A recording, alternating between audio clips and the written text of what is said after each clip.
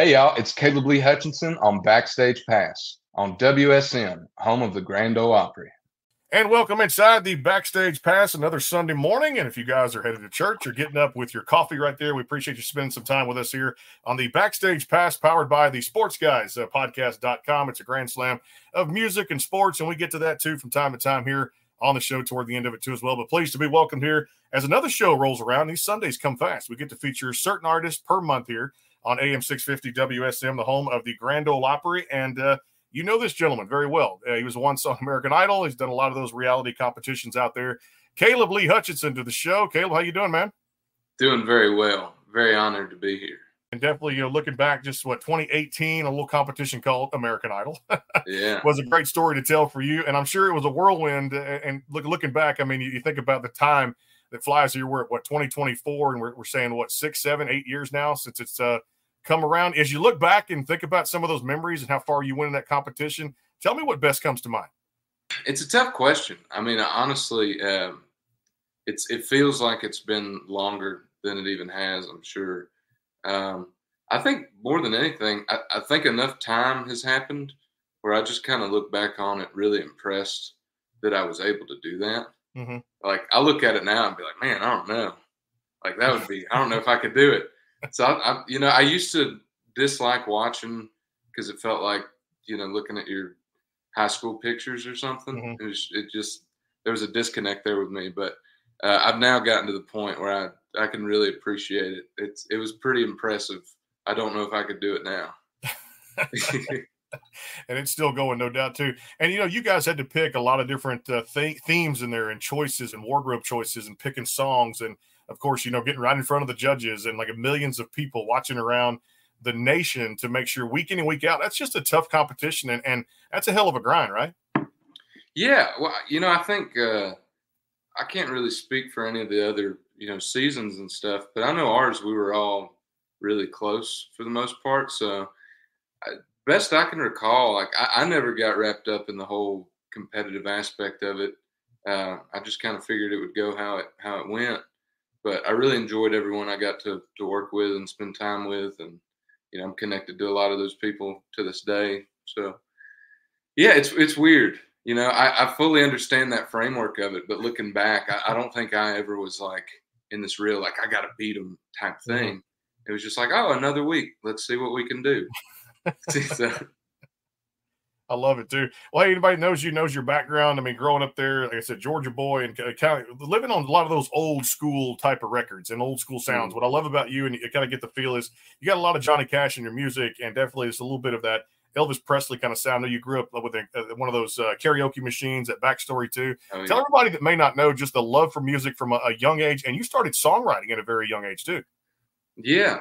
No, for whatever reason, I never had any other aspiration. Like even as a little tiny fella, I never wanted to be a fireman or a scientist. I always wanted to be like a rock star. And it all became a very real possibility, at least in my mind, when I think I was like 5 or 6 or so. Mm-hmm. I may have retold this story wrong already. But I think my granny got me this karaoke machine, and mm-hmm. that was when I realized, like, oh, I can be the singer to music. So I was singing constantly and wearing out karaoke discs. And then my great uncle made a challenge to my brother and my cousins. Whoever could learn to play guitar first, he would buy them a guitar. Mm-hmm. So I took that and went to the people around me who could play and asked them to show me how to play guitar. Started doing that. And I mean, really since like 6th, 7th grade, I've been playing out, and at least having it like a air quote job throughout high mm-hmm. school and everything. So no, it's weird. Like I'm 25 now, but I've essentially spent like 15 years playing music, professionally. A lot of those were flea markets and stuff like mm-hmm. that, but I played, No doubt too. And getting that experience and getting that confidence to be in the performing arts and just be an artist in itself, like I said, trying to be creative out there and making a sound, making music. This is not an easy job. And like I said, you've definitely paid your dues ever since a young age. And I go back to even Johnny Cash Heart, which you were just 19 when Johnny Cash Heart mm-hmm. came out, and tell people about that debut single and just the ride and the growth you've seen in your career. Yeah, well, Johnny Cash Heart was an insanely good song. I think it was like top 7. Everyone had to record a single in case you're in the top 3, 5, whatever it was. Uh, but anyway, so I frankly I didn't put a whole lot of thought into it because I didn't think I would be getting to the top 3. So at first I was just like, oh, okay, whatever. I'll sing whatever song they want me to sing. And they sent me a few, and that was the only one that I listened to where I was like, this is a good song. No offense to the other writers of those other great songs, but that was the only one that I really liked. And the demo was very like Keith Urban kind of to me. So it was really just a matter of making it lower and taking a swing at it. But it's been really, I got to work in like an incredible studio with top of the line engineers and tech and everything else. And, I've recorded in all kinds of different places. Southern Galactic, my most recent album, was made in like an office dining room kind of thing.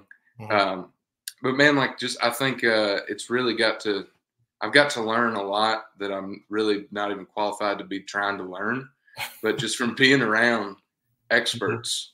And it's, over the years, I think more and more it's kind of allowed me to feel more comfortable taking more of a driver's seat role in some of the music making stuff, which, I'm finding really fun. No doubt, too. And that's the beauty of the business, like you said, to be creative and to get out there and just make music and see how it impacts the fans out there, because that's the critical key out there is the fans will buy the tickets for the shows and come out and support you guys, even on, like I said, tough days and things like that, to get out there and take a load off and have a few drinks and stuff like that. I know you guys you mentioned to me about the Calgary Stampede. Tell people about that. And, of course, you flying internationally, going to Canada and participating in one of the greatest worldwide country events ever. Yeah, no kidding. It's mind blowing. It's so I'm thinking maybe they must have me confused with someone else, but I'm not telling them yet. No, I'm so excited. I've never left the United States, so I'm going to our friendly neighbors in the north, and very excited to immerse myself in the Calgary culture as an international traveler. Hey, that's a good. My friends of mine have gone up there. It's a great part of the country too, and it's almost like a Texas thing down here too. It's very, very pasteurized, very green. A lot of the hills out there. A lot of farming too, where that takes place in the south there in Calgary. And I've gone to Edmonton, and I've gone as far west as Grand Prairie, and it's just a beautiful territory up there. A lot of farming too. That you really love. The beautiful picturesque of the country. Yeah, it looks a lot like Texas. It looks a whole lot like Texas. Everything I've ever seen. So I think I'll feel right at home. You will, no doubt. Yeah, we're Southern boys, so we know what that's like too. Hey, tell me from a young age too. Also, opening for such legends. I was just at the Opry a few weeks ago and got to see T. Graham Brown. One of the best to take on the stage and headline that. No stranger to do that too at the same time with him, and also the Kentucky Headhunters and Bo Bice, and just kind of taking that all in from a young age and being able to kind of watch what they do and say, you know what, this is my career. This is what I want to do. And kind of watch how they work the stage and how they have that stage presence, and then take some of that now as you're, you mentioned 10, 15 years in your career. What was that like from a young age to open for big acts like that? Oh, it was super weird. The only thing I've ever done in my life was just be really lucky. Like that's kind of it. And so with that whole thing, it all stemmed from this amazing venue in West Georgia that sadly no longer exists, the Milltown Music Hall. They would host West Georgia sing-offs, and they would have like a kids and teens category and then an adult. And if you won, one of the things was you got to open up for an act, at Milltown. And so that experience was crazy because I went from playing in like, town festivals on the side of the street and flea markets and the occasional Mexican restaurant, if I was lucky, to like getting on an actual stage with 1,000 people in a room and getting to see people who've been doing it for 10, 20, 30, 40 years and just getting to be kind of a sponge in that environment that was also like so home territory for me.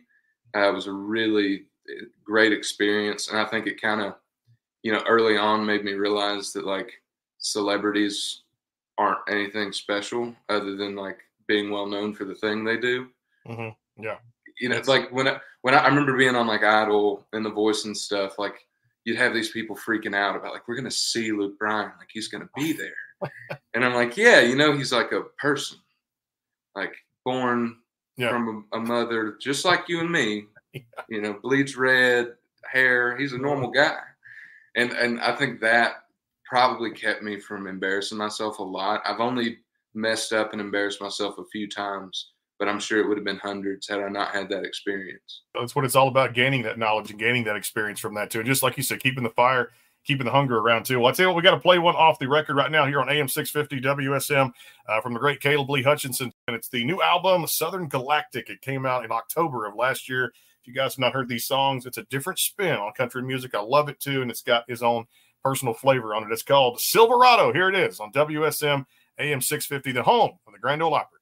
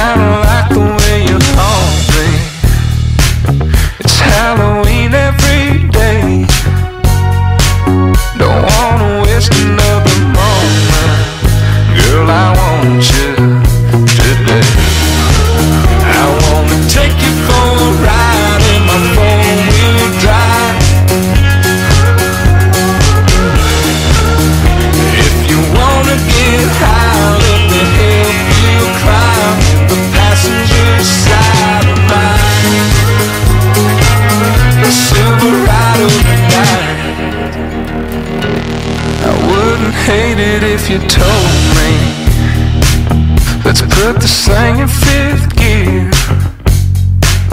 I'm revving high when you hold me. You make it hard for me to steer. So let's pull off and watch the sunset. Climb into my truck bed and unwind. I wanna take you for a ride in my four-wheel drive.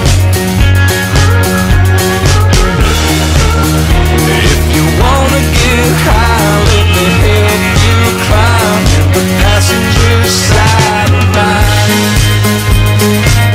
The Silverado tonight.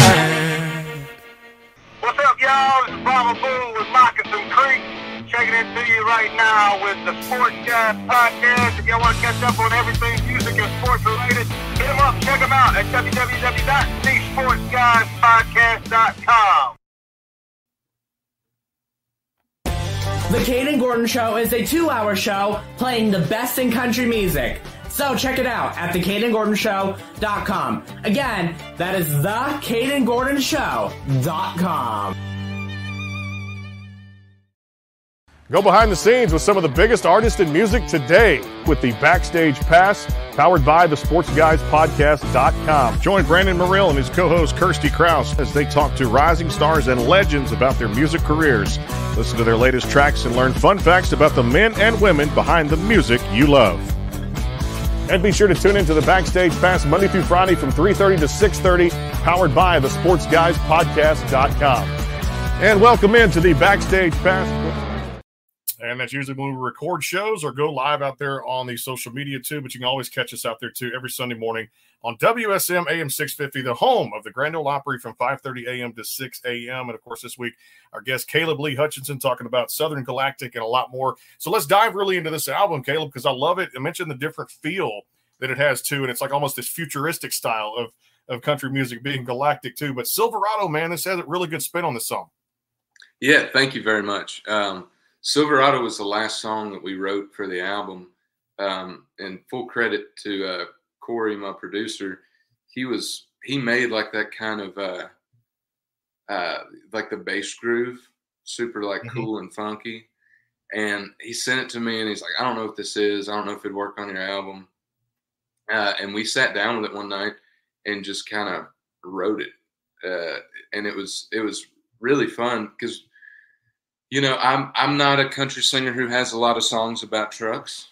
I try to limit that, but you know, I really wanted this album to have some fun sounding music on it, which is something I hadn't really focused on so much in the past. And when we wrote that song, you know, it was so easy and fun, and the whole thing we were trying to just rip off "Miss You" by the Stones, which I think is like one of the coolest songs ever. So we tried to rip off the ooh, and that's where we got the ooh, and kind of there, man. We wrote everything, and then we got to the last line, and he's like, "Man, we just need da da da da da da." I was like, "Silverado tonight," and we cut the vocals. We just demoed it because it was late at night, and his son, he's got a little baby son, was sleeping in the next room, so I had the microphone. And he's like, just sing it quiet so we don't wake him up, and cut the vocals. Next day we were listening to it, and I was like, I don't think I can top this. Like, so the vocals you hear on the verses are me trying to sing quietly. I'm not trying to sound sexy. I'm just trying not to wake the baby. That's a cool thing. I love it. Keeping that baby quiet, keeping him in bed, because you wake him up. Like, it's hard to get him to go back. As a father now, yeah, it's hard to get him to go back to sleep. That's a really a certain theme when you have children, no doubt. I got to tell you another one off there too, besides Silverado off of it, Southern Galactic out there was, man, it's had like that Johnny Cash, that dark feel to it. It's just Things to Burn. That had to be fun to step in the studio and put your spin on that one. Yeah, that was super fun. I wrote it with my buddy Garrett Jacobs. He's like my best friend. Another guy I met on Idol years ago. But he's one of the best songwriters in Nashville, one of the most talented people ever. More than that, probably the best person I know. And so we wrote that song. It wasn't even, it's funny because it's a breakup song, so you would think I was sitting around like crying. But we sat in this very room and tried to write a song for like 4 hours, and we couldn't come up with anything.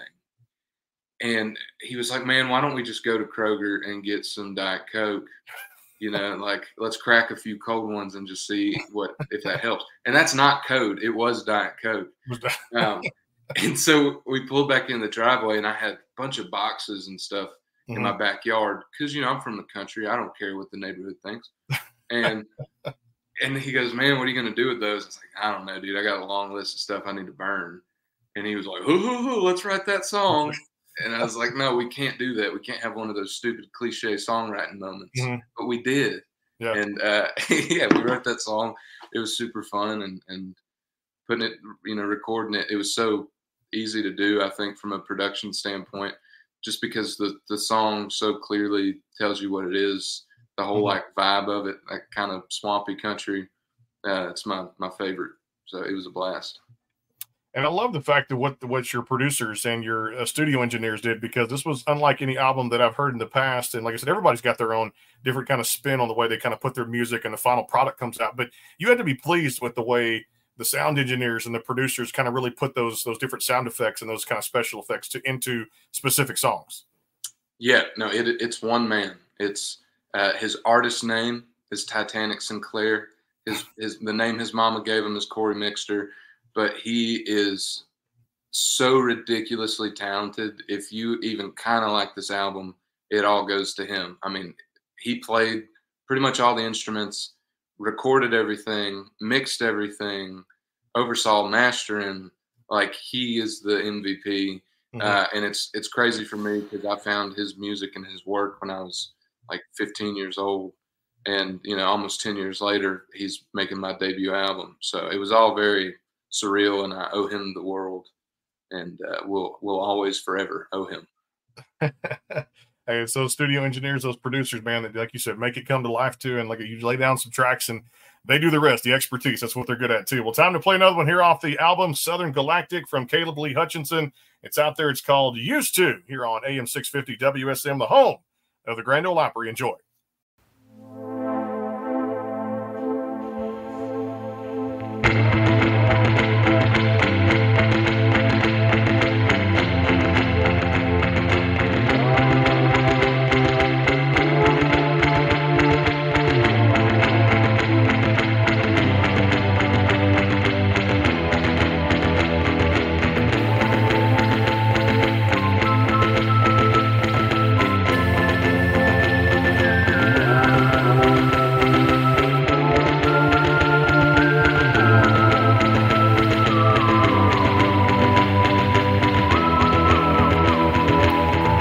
My heart can't take much more today.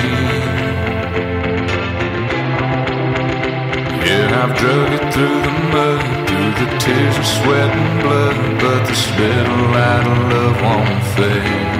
And I can't keep doing this again. Calling me to come on over when it's late and you ain't sober, but it don't mean the same thing. My heart can't take much more today. Left me with no other choice when you told this cowboy this is where he up and rides away.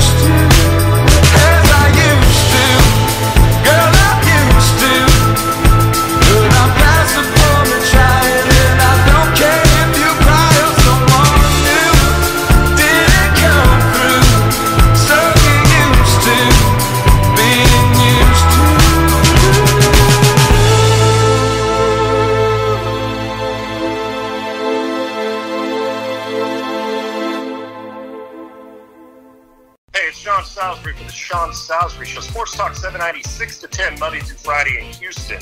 And you are listening to the best podcast in the business. The Sports Guys Podcast.com. Music, sports, you don't want to miss it. You'll be entertained the entire time. The Caden Gordon Show is a 2-hour show playing the best in country music. So check it out at thecadengordonshow.com. Again, that is thecadengordonshow.com.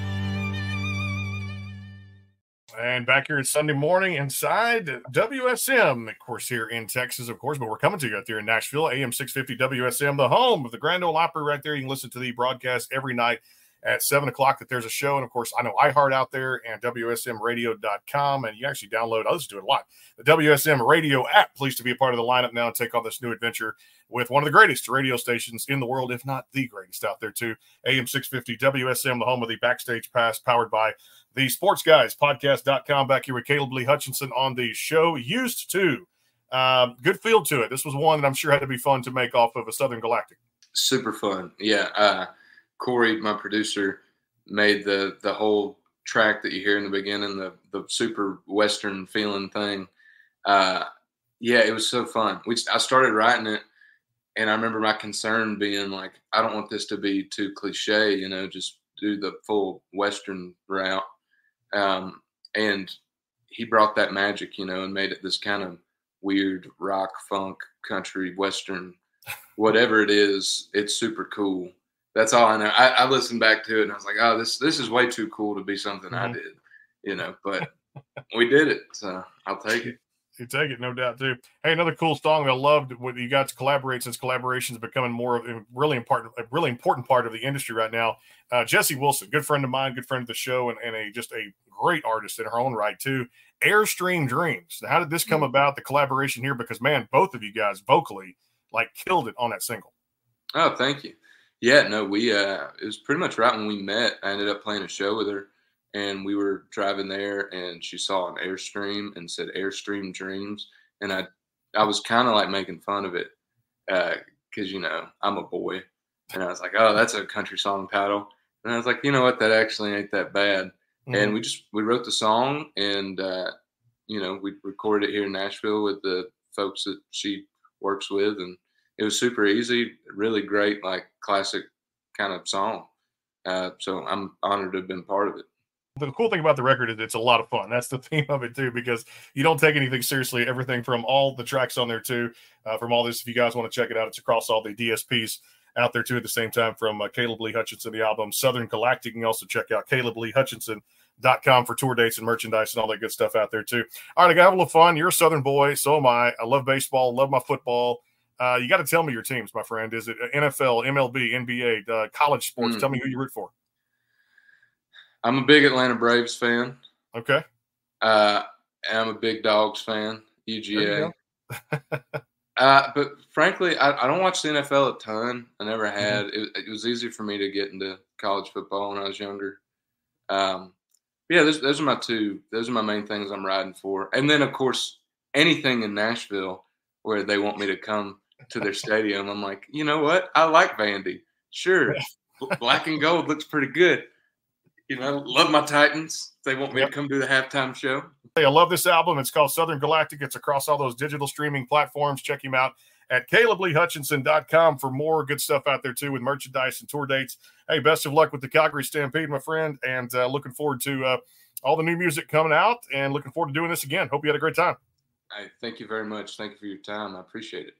You got it. Caleb Lee Hutchinson here on AM 650 WSM, the home of the Grand Ole Opry. We'll see you guys back next week from 5:30 to 6 a.m. coming up here on the home of the Grand Ole Opry, AM 650 WSM. You can listen each week from 5:30 to 6 a.m. Make sure you guys are tuned in. Get up, drink some coffee with us, and have a good time out there on one of the greatest radio stations in the world. We'll see you guys next week on Sunday with a brand new artist. Until then, take care. God bless. Deep pass to the end zone. It's a touchdown for sports and music only at the SportsGuysPodcast.com.